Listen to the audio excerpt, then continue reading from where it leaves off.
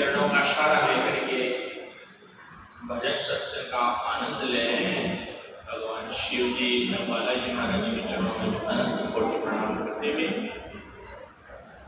मंचाशीर्ष में संतुलन सभा में विराजमान आप सभी बड़े बुजुर्ग आदरणीय सज्जन मातृशक्ति पितृशक्ति बाल परिवार आप सभी के हृदय मंदिर में विराजमान भगवान श्री हरि को कृष्ण। बड़ी खुशी की बात है कि हर वर्ष की भांति आज भी इस पावन पर्व पर इस मधुर बेला में इन स्वर्णिम पलों में संतों के दरबार में भगवत चरणों का सहारा लेकर के हम संत सानिध्य में सत्संग कथा का दर्शपान कर रहे हैं। ये परम सौभाग्य की बात है। आज हरियाली अमावस्या है और सब लोग तीर्थों में स्नान कर रहे हैं, डुबकियां लगा रहे हैं, भगवान के दर्शन कर रहे हैं, भगवान का जय जयकार कर रहे हैं, कीर्तन सत्संग हो रहा है। तो अपना भी सौभाग्य है या सप्तम पुण्य तिथि अपन मना रहे हैं। तो जो संत या समाधिस्थ है कितने पुण्यमान होंगे कि हरियाली अमावस्या का दिन उनको मिला है। तो कितना सुंदर अवसर है और इस पर गुरुचरणों का सहारा लेकर के जो इसका लाभ उठाते हैं हम सौभाग्यशाली हैं। तो यहाँ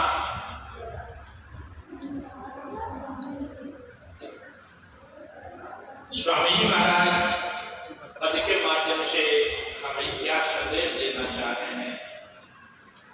महापुरुषों ने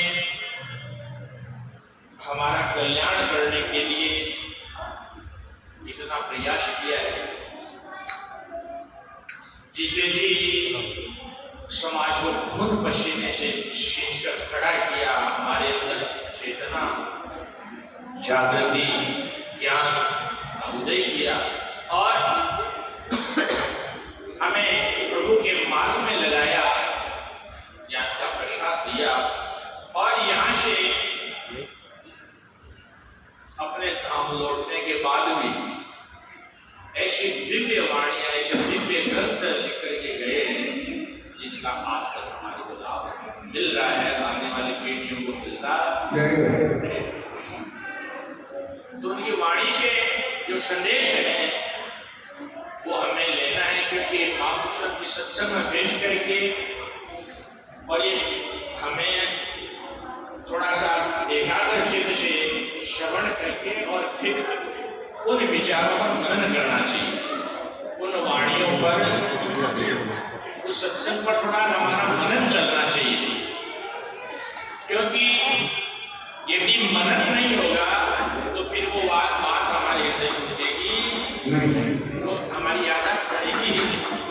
जिस बात का मनन चलता है वही बात हमें चित्त में याददाश्त में रहती है और जिस बात का मनन नहीं होता है वो ऊपर से निकल जाती है। हमने सुना जरूर है लेकिन वो हमारे पास रहती नहीं। इसीलिए जो विचार सुने जाते हैं उनमें से जो विचार अच्छे लगते हैं, कोई प्रसंग अच्छा लगता है तो उस पर थोड़ा सा विचार करना चाहिए। अपने बड़े बूढ़े कहते हैं ना, थोड़ा गोप ऊंचाई, जो सुना है उसको थोड़ा गुनना, क्योंकि गुनना मनन है। यदि गुणा नहीं तो सुना हुआ किसी काम का नहीं। इसीलिए यह स्वामी महाराज कहते हैं कि कर सत्संग होई तेरे को। जिन महापुरुषों ने सत्य को आत्मसात किया है, जो सत्य के मार्ग पर चले हैं, उन महापुरुषों का अनुसरण करना चाहिए। उनके वाणी को जो है हमें ग्रहण करना चाहिए और अपने जीवन को भी कल्याण के मार्ग पर आगे बढ़ाना चाहिए। तो सत्संग का अर्थ क्या है? ऐसे सज्जनों की, ऐसे संतों की, ऐसे साधुओं की संगति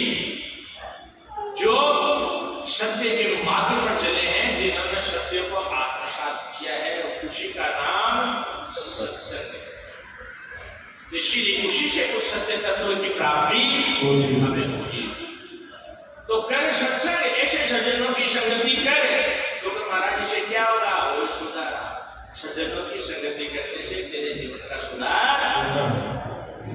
इसका मतलब जीवन में कुछ बिगाड़ उजाड़ है, इसलिए उसको सुधार की जरूरत पड़ रही है। यदि हमारा जीवन पहले से सुधरा हुआ है, खेत में पहले से पलाव निकाले भी है, तो खेत में सुधारवान पलाव पर निकाले पड़े। पलाव तो पहले से कटी हुई है, तो पलाव की जरूरत है। खेत जो है बिना पलाव के पड़ा है, रूखा है, कठोर है, इसलिए करना क्या पड़ेगा? उसे पलाव निकालनी पड़ेगी।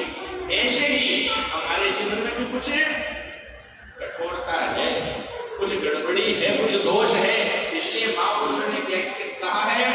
अगर सत्संग हो सुधारा। उन दोषों की निवृत्ति कैसे होगी? सत्संग, सज्जनों की संगति से हमारे दोषों की निवृत्ति होगी। हमारे अंदर राग है, द्वेष है, और काम है, क्रोध है, लोभ है। इस राग द्वेष का थोड़ा लंबा चौड़ा परिवार है, तो इससे क्या होता है? हमारे जीवन को बड़ी भारी हानि। जिस शरीर के लिए देवता तरसते हैं, ऐसा जिसको बुद्धि का द्वार कहा गया है, इस शरीर को पाकर के सत्संग करके और हम अपना कल्याण कर सकते हैं, अपना सुधार कर सकते हैं। तो हमारे अंदर जितनी भी खोटी आदतें हैं, दोष है, उनकी निवृत्ति हमारे को धीरे धीरे। तो सबसे पहले यदि हमारे जीवन के अंदर दुर्व्यसन है, तो उन दुर्व्यसनों की निवृत्ति करनी, क्योंकि हमारे महापुरुषों ने कहा है, जैसा खाओगे अन्न वैसा होगा मन। जैसा खान पान करेंगे, जैसा आहार होगा, वैसा व्यवहार होगा, और हमारा आहार व्यवहार जैसा होगा, वैसा हम परमात्मा में आगे बढ़ सकते हैं। तो इसीलिए सबसे पहले आहार शुद्ध होना। वैसे कहने की बात तो नहीं है, छोटी छोटी बातें हैं, लेकिन कई बार ऐसा देखने को भी मिलता है कि हम थोड़ा पवित्रता पर कई लोग कम ध्यान देते हैं। कई बार तो ऐसा देखा जाता है कि लोग शौच दिशा आदि को भी जाते हैं, जाकर के लिए वापस आते हैं, तो हाथ धोने को साबुन मिला नहीं मिला, तो ऐसे ही हाथ धो करके अपने हाथ खुला कर लेते हैं। हमारे महापुरुषों ने कहा है कि 3 बार माटी से हाथ धोना, 1-2 बार साबुन से हाथ साफ करने। लेकिन कई जगह देखने को मिलता है, या तो हाथ धोने के लिए एक मग्गा कुछ रखा हुआ होगा, उसी से आप खुद हाथ धोएंगे, तो खुद हाथ धोएंगे तो पवित्रता रहेगी। तो इसीलिए क्या करना चाहिए कि हमारे को थोड़ा सा एक आध टंकी, बर्तन धोने की टंकी भी अलग होनी चाहिए, बाहर हाथ धोने की टंकी होनी चाहिए। बाहर से कोई भी अंदर आता है घर में, तो सबसे पहले हाथ धो करके, आजकल घर में वाश बेसिन की सुविधा है। क्यों बनाई गई है सुविधा? इसलिए बनाई गई है, लेकिन हम लोग ध्यान नहीं देते। साबुन का टुकड़ा मिला तो ठीक है, नहीं मिला तो ठीक है, हाथ धोनी छुट्टी हुई। तो हम एक ही नहीं, भोजन करते समय, अंदर बाहर आते जाते समय, और कोई भी जहाँ पवित्रता की जरूरत पड़ती है, छोटा हाथ है तो बर्तन के नहीं लगाए, लोटा के लोग छोटा मानते ही नहीं।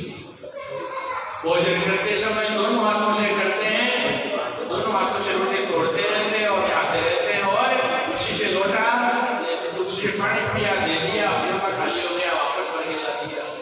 तो ये क्या है? महापुरुष कहते हैं, जब तक हमारे अंदर पवित्रता, सात्विकता, श्रद्धा की भावना नहीं जागृत होगी, तब तक हम जीवन में आगे बढ़ ही नहीं सकते। तो यहाँ शुद्धि माता कहती है, आहार शुद्धो सत्व शुद्धि, आहार को शुद्ध बनाओ। इससे आपके अंदर क्या होगी? आपकी सत्व में शुद्धि, आपका परिमार्जन होगा, आपके सत्वगुण का विकास होगा। और सत्वगुण से क्या होता है? सत्वगुण से विवेक की प्राप्ति होती है, और उस ज्ञान और विवेक से हम जो है उस परम तत्व की प्राप्ति कर सकते हैं। और सत्वगुण ही शुभ देने वाला है। इसीलिए हमारे को यदि सुखी होना है, अब विचार करो, हम लोग इतने लोग बैठे हैं, उनमें से कोई ऐसा लोग है, ऐसा आदमी है क्या जो ये चाहता है कि मैं दुखी रहूं? सभी लोग यही चाहते हैं, यही भावना लेकर के आते हैं कि मेरे तुम दूर और मैं सुखी हो जाऊं। इसलिए हम आते हैं। तो हम सुखी कब होंगे? जब हमारे अंदर सत्वगुण होगा, क्योंकि सत्वगुण ही सुख देने वाला है। सत्वगुण के अलावा कोई संसार में सुख है ही, तमोगुण का सुख सुख कहा ही नहीं गया है। जैसे आलस चढ़ता निद्रा में जो सुख, उसको सुख नहीं माना। आदमी को आलस आता रहता है, रात को 8 बजे सोया था, सुबह 10 बजे पड़ा, वो सुख है क्या? तो वास्तव में वो उसको तामसी सुख कहते हैं, वो सुख में सुख नहीं है। वास्तव में सुख कौन देता है? सत्वगुण जो है वो सुख देने वाला है, और सत्वगुण ही ज्ञान का प्रकाशक है। तो इसीलिए ज्ञान को चाहने वाले हो, चाहे सुख को चाहने वाले हो, चाहे संपत्ति को चाहने वाले हो, उन्हें सबको सत्वगुण को बना करके रखना चाहिए। तो हमारे घर में सत्वगुण कब रहेगा? हम पवित्रता रखेंगे, साफ सफाई रखेंगे, ठाकुर जी के भोग लगाएंगे, स्नान आदि से सुबह निवृत्त होंगे, समय पर उठेंगे, आसपास में तुलसी माता है, छोटा मोटा पुष्प का पौधा है, लगाएंगे। इससे क्या होगा? हमारा वातावरण साफ निकलेगा। ये धूप ध्यान क्यों करते हैं? धूप ध्यान करने से देवताओं को तृप्ति मिलती है कि हमारा वातावरण बड़ा शुद्ध सुगंधित हो जाता है।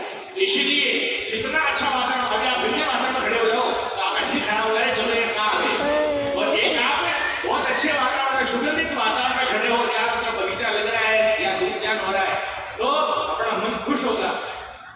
तो आप अपनी सीधी सी बात है, इसमें कोई ऐसी रहस्यमय बात नहीं है, मार्मिक बात नहीं है। जहाँ पवित्रता होगी, वातावरण बड़ा सुंदर शुद्ध होगा, पवित्र होगा, वहाँ आदमी को अपने आप सुख शांति मिलेगी। इसीलिए जहाँ रहते हो साफ सफाई रखनी चाहिए। कई जगह तो ऐसी जगह होती है जहाँ झाड़ू बुआरी भी ठीक ढंग से नहीं होती है, और मंदिर भी रखते हैं तो जाड़ा आएगा, मंदिर नहीं संभाल।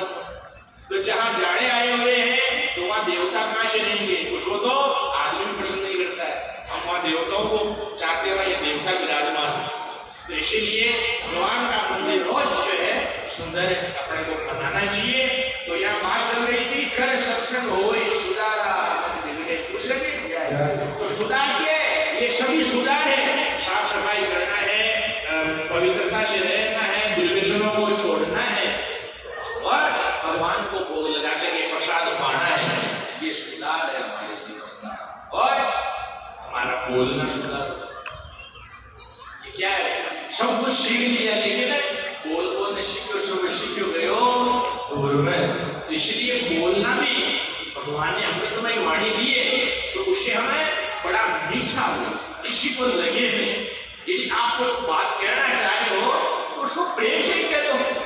कई लोग सीधी बात करके हुए किसी जना बैठो बने बात तो साची के हम को जोड़ जोड़ में साची क्यों? अरे साची क्यों की अपने साची नहीं के बाबू तरीको है। सत्य पुरिया प्रिय पुरिया, सत्य बोलो लेकिन प्रिय बोलो। प्रिय सत्य मत बोलो, उसको प्रिय बना करके बोलो। इसीलिए महापुरुषों ने हमारे को बहुत तरीके से समझाया।